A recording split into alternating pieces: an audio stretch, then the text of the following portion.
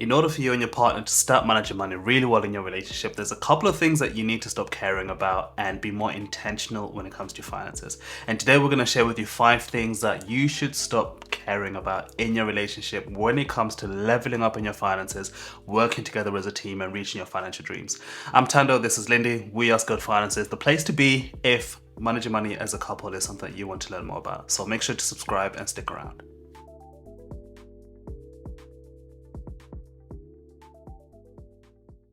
So the first one, stop caring about other couples' opinions. Now, I remember when we did this and we sort of cared what other people thought, and we were seeing other couples getting new cars and we're like, hey, should we get a new car? Yeah. But it wasn't just should we get a new car, it was should we just get a new car, but we can't afford it, but shall we just Yep. get it on finance because everyone's getting a new car. Yeah, I think this one is the classic, like, don't buy things to impress other people. That's the reason why you need to stop caring about this. Now, the thing about it is that I guess many couples don't realize when you do, find yourself in circles of other people who are similar to your vibe, Yeah. like, other couples, effectively, there is in the back of your mind this comparison that starts to happen. Oh, yeah. Like, oh, this one bought a house, this one bought Yeah. a car, this one I'm going on holiday 3 times a year. And then you start to be like, babe, what about Why are us? we not doing it? Yeah. So, like, don't make financial decisions based on you comparing yourself and where you are with other couples. Listen, all you can do is make decisions based on where you are yourself. So, yeah, don't do it. The second thing you need to stop caring about is the fear of missing out. So for us, I remember a time when we were saving up for a house. We missed out on so many staycations, so Yeah. many vibes, so many barbecues, so many outings and concerts and everything like that. And it got to a point where we're just like, my goodness, you're there swiping on the stories and being like, we are missing out big time. We wish we were there. But you do have to get to a position where you just stop caring about the Yeah. fear of missing out because you have bigger things in mind. Listen, FOMO is very real and it happens even to the best of us. But I think it's all about remembering your goals and prioritizing them. Yes, you may be missing out right now, you may be missing out this party, but at the end of the day, you have goals to reach. You need to then get to a point where you're like, actually, what's more important, going to this party or reaching my goals? And don't forget that you'll just be putting aside the parties for a moment until you reach your goals. It doesn't mean you'll never go to a party. It doesn't mean you'll never go on the staycations. You'll never be where the vibe is at. You will get to a point where you can do those things again. But it's all about deciding what matters to you most in that moment. Is it being at that party or is it reaching your goals? Now, the third thing is to stop caring about hurting each other's feelings. Yes, we understand you don't want to hurt your partner. You don't want to say the wrong things. You don't want to really affect them with the things that you say. But it's so important to get to a point where you realize, like, okay, I need to explain how I feel. I need to put my thoughts across to my partner.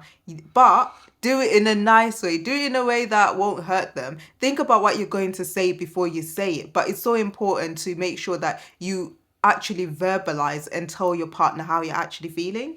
Yeah, and many couples have come to us and said, I struggle with telling my partner how I feel, or I don't know how to share this thing with my partner because Yeah. I'm afraid of the way that they will react. And to be honest, you do have to get to a point where you stop caring so much about like hurting each other, but actually realize that by lying to each other, you are inadvertently gonna hurt Hurt your each partner other, yeah. anyway. But what you should care about more, I guess what we're saying is care about more about truth and honesty and being Yeah. transparent and just being on the same page about money. And sometimes that you have to have the painful conversations to get to that Yeah. stage. The fourth thing that we really had to learn is to stop caring about money too much. Yeah. It is very possible that you get to a stage where everything is about saving the pennies. Everything is about budgeting to the penny. Everything is about making sure that we've got money in this, money in that, and doing this financial move and making money here, making money. This is it. Life is not just about making money. And there's something I want to read to you. And it says this: don't make your living by extortion or put your hope in stealing. And if your wealth increases, don't make it the center of your life. For those of you who are interested, that is from Psalm chapter 62 and verse 10. And that's the point that we're trying to make here. Don't get to a point where money becomes literally the center of your life and the driving force of everything that you do. And that's really important because if you think about it, yes, money is needed for everything.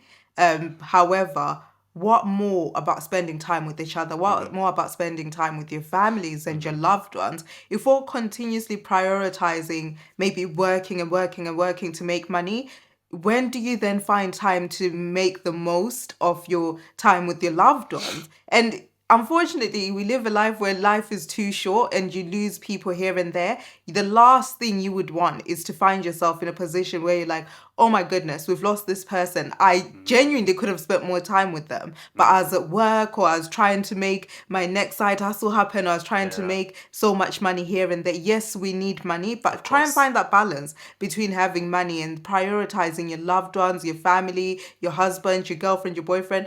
Find the balance. And even just hobbies, like not everything Yeah. has to be about making money. Sometimes, the things that you're gonna devote your time and effort and energy into, it's just things that make you feel good, Yeah. things that you love Self-care. doing, self-care Yeah. and all the rest of it. And so yeah, just don't make money something that you worship and like literally give all your energy to, but just enjoy your life and make the most of it.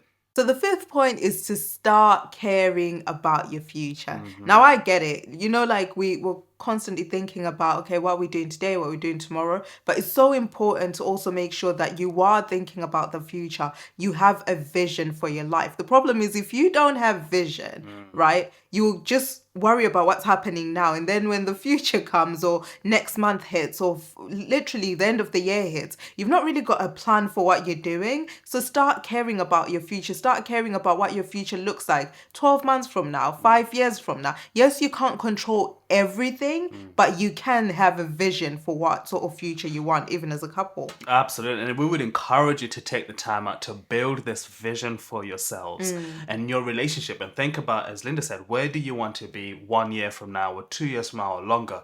And I think this is one of the most powerful things that we had to do. And we've done in our relationship. It is the thing that's empowered us to not only just kind of work together in the day-to-day managing the money and paying the bills, but also in working together to build our future, to build the kind of lifestyle that we want for our family, to build the kind of things that we want in our relationship. Now we're still building, we're still putting in the work, but I think having that shared vision is the most powerful thing that we've done in our relationship. And we would encourage you to do the same thing and to start also caring about, babe, where is it that we're going and what is it that we're trying to accomplish in our relationship? So let us know in the comments which of those 5 things you're going to stop or the last one start caring about. We'd love to hear your thoughts. We'd love to hear what's working for your relationship in terms of the tips that we've shared today. We look forward to seeing you soon.